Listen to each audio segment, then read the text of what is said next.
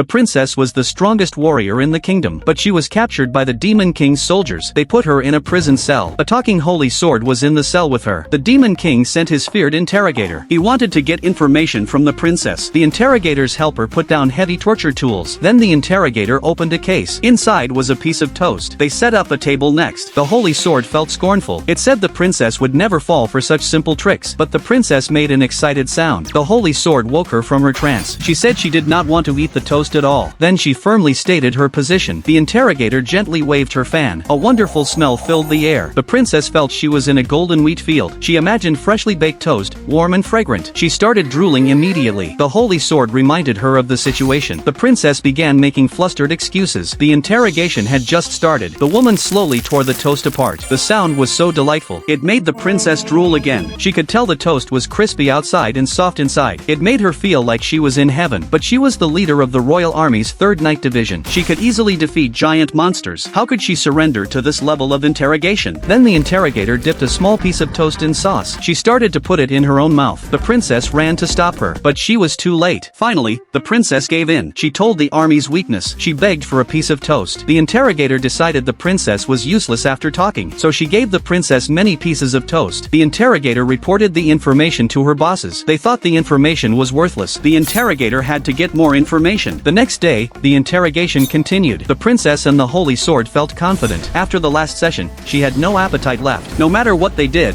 she would not break again. This time, the interrogator brought a whole takoyaki cart into the prison. The holy sword laughed at this simple trick. It said this could not possibly work on the princess. The next moment, the princess ran to the food cart. She explained she had never eaten common people's food before. She always had to watch other people eat it. The princess started crying. The interrogator saw her chance. She offered a takoyaki ball to the princess's mouth. The holy sword tried to stop her, but the food was already in the princess's mouth. Tears of happiness streamed down her face. Finally, the princess gave more information. The holy sword felt completely helpless.